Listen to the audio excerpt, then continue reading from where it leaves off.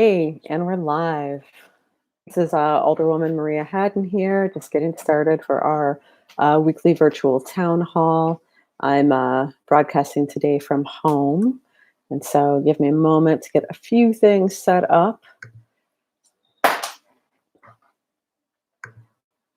So, as we've been doing every week, if you're tuning in, you can type questions in the chat box, things you want me to address. I'm going to spend most of our time today trying to share some updates and go over a few of the kind of frequently asked questions that we're getting from you guys contacting our office, and also share some updates with our Rogers Park Community Response Team.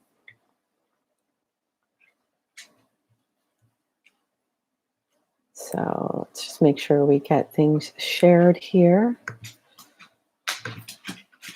As you guys are signing on, if you feel so inclined in the chat box, if you want to let me know who's here and how you're doing today.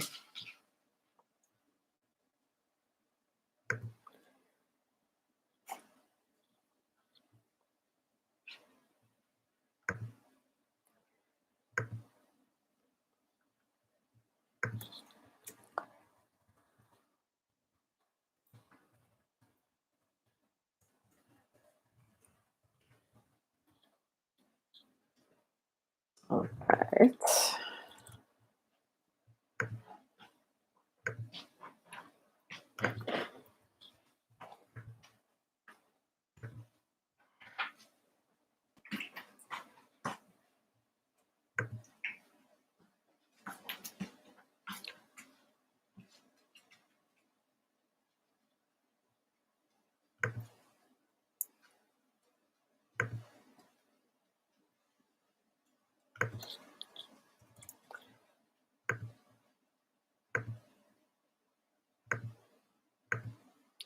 All right, one more little thing here, and go ahead and get started.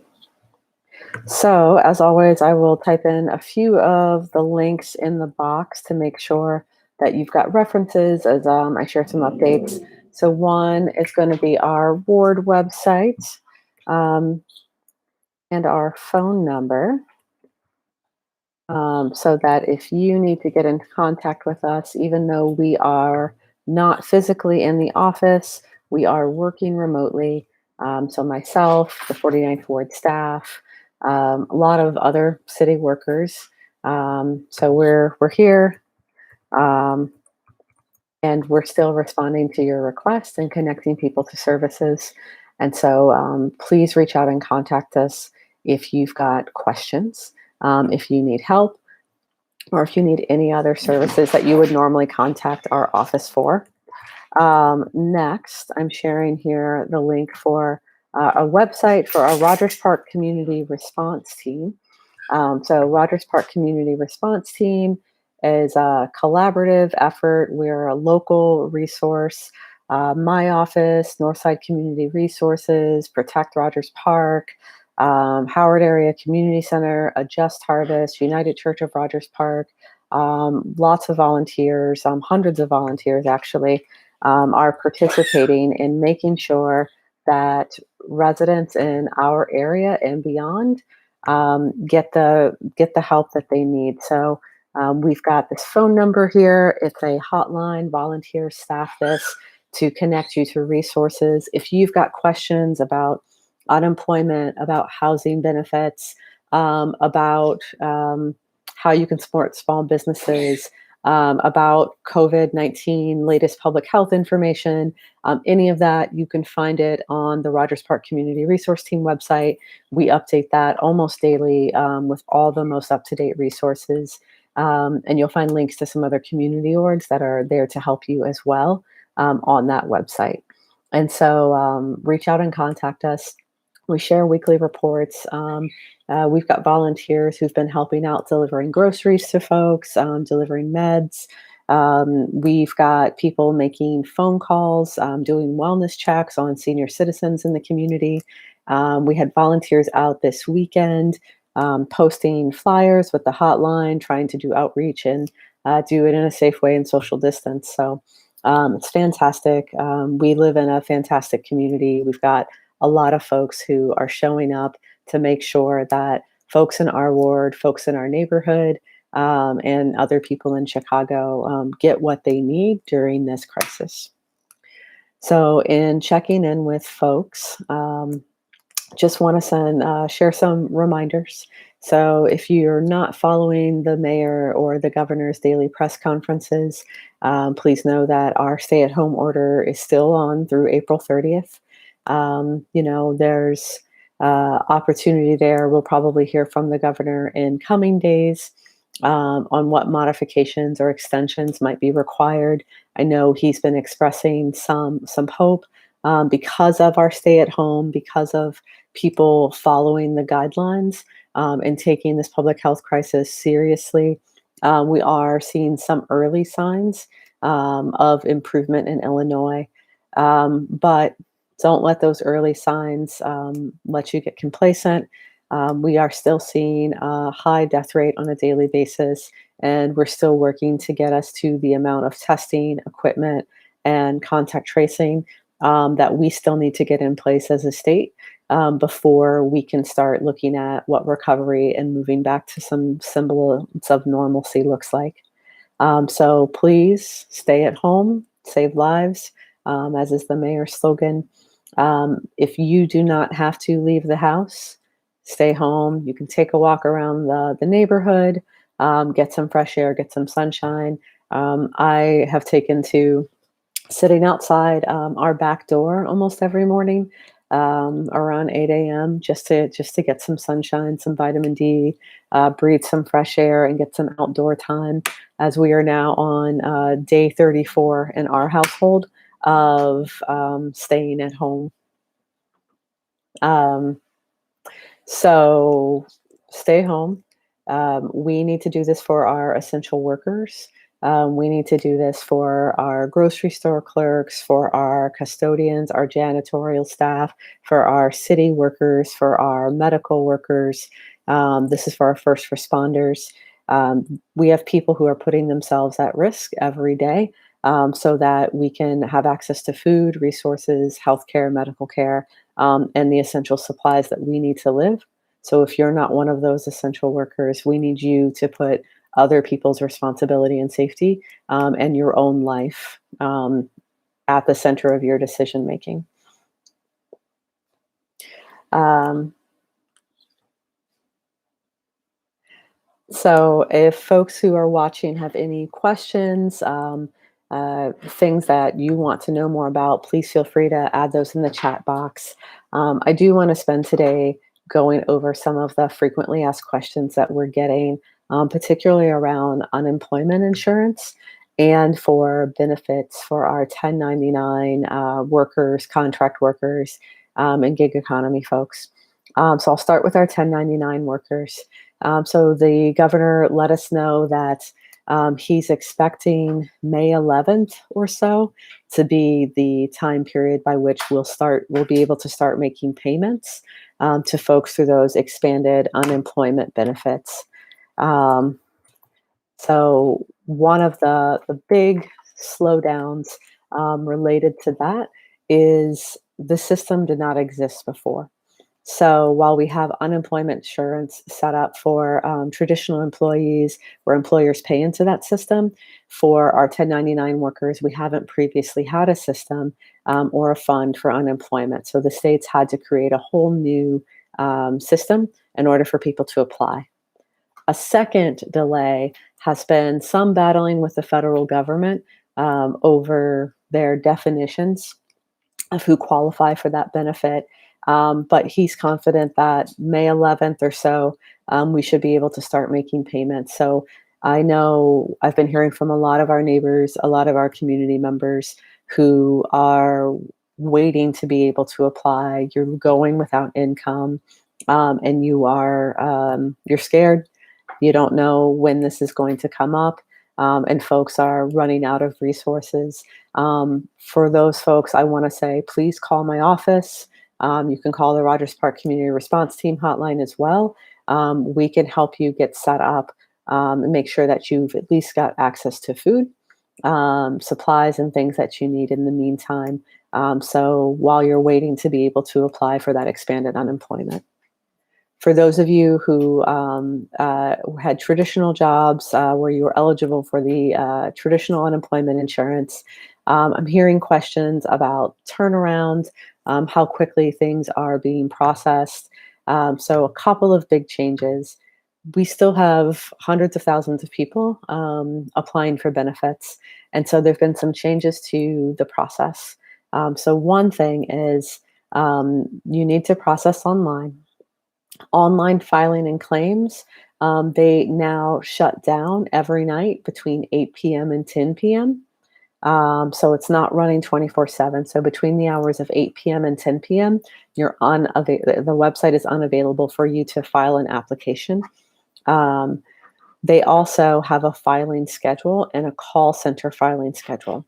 So if you're filing online, which is their preferred way, those with last names beginning with the letters A through M are being asked to file their claims on Sundays, Tuesdays, or Thursdays. So if your last name begins with letters A through M, that's Sundays, Tuesdays, and Thursdays.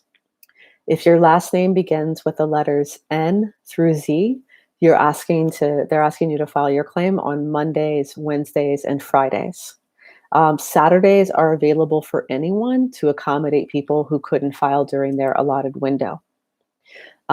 Similarly, if you need to call in, so there are circumstances people have reached out where maybe you don't have a state ID or a driver's license.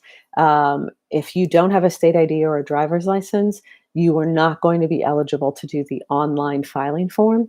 So that's, I had somebody who uses a passport, they didn't have a valid state ID. Maybe you have a city key ID, but not a state ID. So you're going to have to call.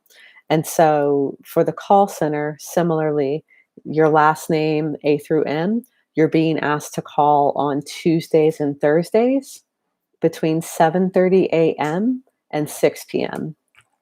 And if you're calling the center, if your last name is with letters N through Z, you're being asked to call on Mondays and Wednesdays between 7:30 a.m. and 6 p.m. And then Fridays from 7:30 a.m. to 6 p.m., the call center is accommodating anybody who couldn't call during their allotted time window. So the day that you file doesn't impact whether you receive benefits. It doesn't change how much you get. And claims will be backdated to reflect the day that you were laid off or let go from your job. So that's an important thing, that even if you're just filing, your claim will still be backdated. Okay. So I'm going to put the link to the frequently asked questions here. Let's see. So folks have that. Hey, Maureen. Hey, Kathy. So you can also find this information linked on our community response team website. Let's see.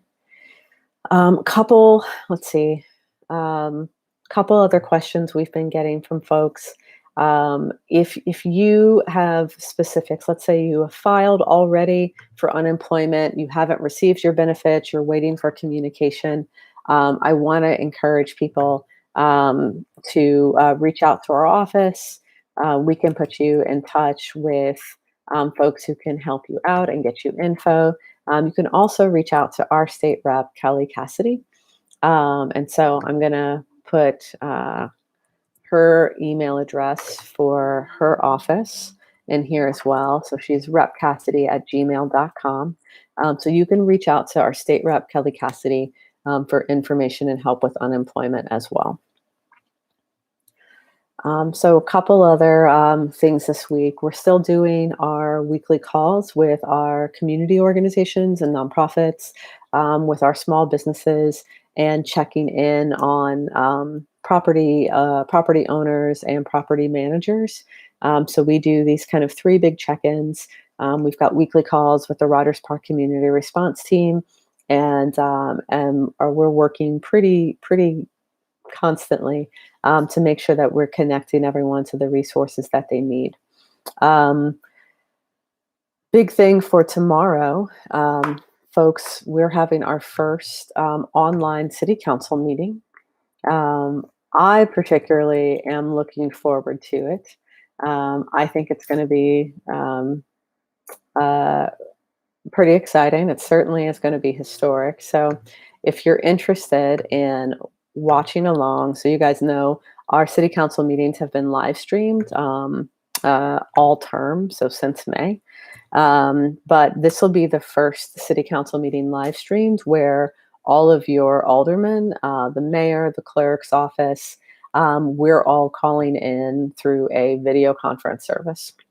So it should be something to watch. We have been practicing, as you may have read in the news, making sure we've all got the technology down. I'll say that the meeting's going to be at 10 a.m. If you wish to comment, so we shared some information yesterday. So if you wish to comment for our meeting, there is a phone number. You can leave a voice message and a telephone number. Submissions for public comments are being accepted until 8 a.m. tomorrow. So you can find this information on the clerk's website that I listed in the comments here. So after 10 a.m. Today, so if you're someone who wish to participate and give public comment, they'll be ordering and assigning kind of by random draw folks who get to speak and participate during the public comment period. And so you should have been contacted today if you signed up for this at the phone number you provided and given instructions. So if you have been selected through the draw for public comment, you're going to be contacted the day of. So you'll be contacted tomorrow to make sure that they get you in queue and on the phone and ready for you to submit your comments. If you were not selected for the verbal public comment section of our city council meeting tomorrow, but still wish to submit written comments, you can do so at the email address listed on the clerk's site. I'll copy it here as well. So you can submit written comments, shouldn't be more than 2 pages, and those written comments are going to be accepted up until 9 a.m. Tomorrow. So let's get this copied for you guys.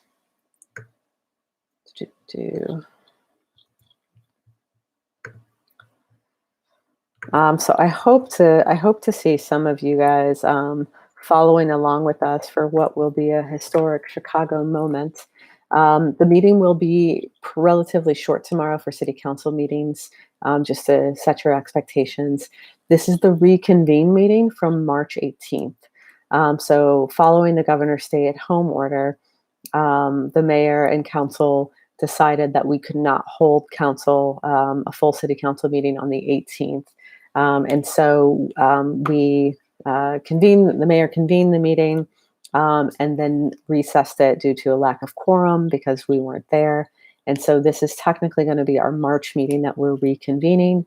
We'll be reviewing the executive order and some resolutions for rule changes that are going to continue to allow us to meet remotely, as you'll see tomorrow, so that we can start having our committee meetings and processing through regular city business and legislation that can't be done by executive order alone. So it's pretty important that we set this up. It's moving Chicago into the 21st century as far as government goes. And I do want to give a big shout out to the city staff and some of the other alder people who really supported in making this happen. If you can imagine, it was a lot of work to find kind of secure formats that work and also train up 50 alder people on how to use their technology, all of it individual and different and unique, to be able to effectively teleconference and be able to follow our rules of procedure through this new format. So you can follow shycityclerk.com is the website. Live stream will be there. You can submit public comments to public_comments at cityofchicago.org. And we'll be going live at 10 a.m. Let's see. Last but not least, I'll also remind folks that on our website, listed in the comments, you can sign up for the weekly newsletter. So every week, we've been doing it on Fridays. I think we're switching it to Saturday mornings now. We're going to see how that goes. We've been doing a pretty robust newsletter. So in it, we've got all of the relevant updates, ward business, ward services, what's happening there. We've also got all the public health updates. We've got a little what we're called government corner now. We've got links and info so that you can see other relevant info coming from the governor, from our state senator, our state rep, and from our congressperson and from our Cook County commissioners, making sure that you keep up to date as lots of things are changing on a pretty weekly basis when it comes to how government's working and programs and benefits and services that will impact you. And we also got our celebrations and appreciation. So I'll put in a plug. Um, if you have something to celebrate about our neighborhood, there's an organization that's been doing something to benefit us, to help others. There's an individual in our community that's going out of their way to help other folks in the 49th Ward, and something or some activity that you want to lift up. You can email it to our office@49thward.org. Share it, and we'll share it in our newsletter. We do our celebrations and appreciations every week. Now more than ever, I think it's very important for us to make sure that we're lifting up the positive actions, people, and organizations in our community, because it's really easy to get bogged down with all the things happening due to the pandemic. So, ward updates, other government updates, celebrations. There's some hiring. So we have a special essential jobs hiring section now, as some folks need more support and they're doing hiring. You can check that out. And then, of course, we've got information on our community response team, how you can help, how you can get involved, and also small business services. Um, oh, hey, Shannon. As far as our office taking questions or concerns about the additional unemployment benefit of the $600 a week and the extended number of weeks. Oh, really? I isn't taking question on this. So we didn't cover this yet. Shannon, I did cover a few of the frequently asked questions. You can definitely reach out to our office if you've got questions about that, or to our state rep Kelly Cassidy's office. So if you need any support in this, if there's a specific question that you have now, you can ask, and I'll see if we've got the information related to it.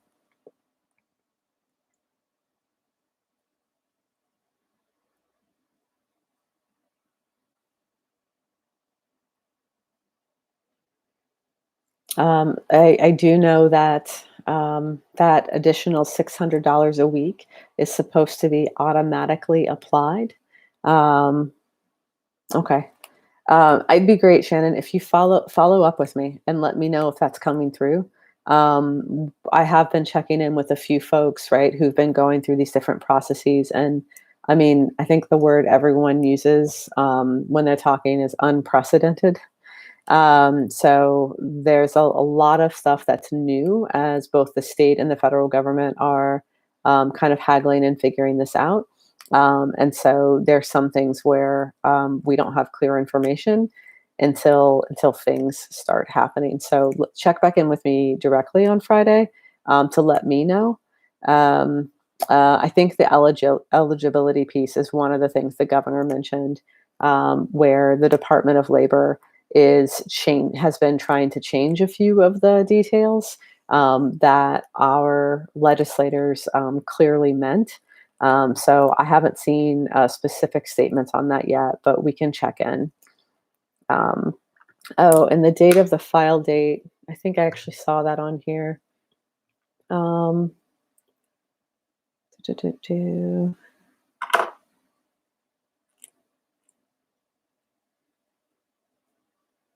The days in which you can file a claim might be different from the days in which you are asked to certify. So Yes, so it is different for the file date versus the date of certification. So they should specify to you in their communications the date that they expect you to certify. I know that I spoke to someone who filed like on the 15th or the 18th, and then certification date was like the 31st. And so, why don't you can reach out to our office directly. So, email us at the office at 49thward.org, and we can follow up and see if we can figure things out for you. Yeah. So those are good questions, and I encourage anyone if you're figuring out how this is working, if there's unclear information around unemployment, around SNAP benefits, around any of the housing support, if you're a entrepreneur, small business person, or organization applying for any of the SBA things, please reach out to our office. We will connect you with resources. We'll help you figure out some of those answers to questions and get some clarity on things. There are a lot of moving parts, a lot of resources available. I don't want you to miss out or to miss something or to delay a payment. If you've got a question, please call. Please email.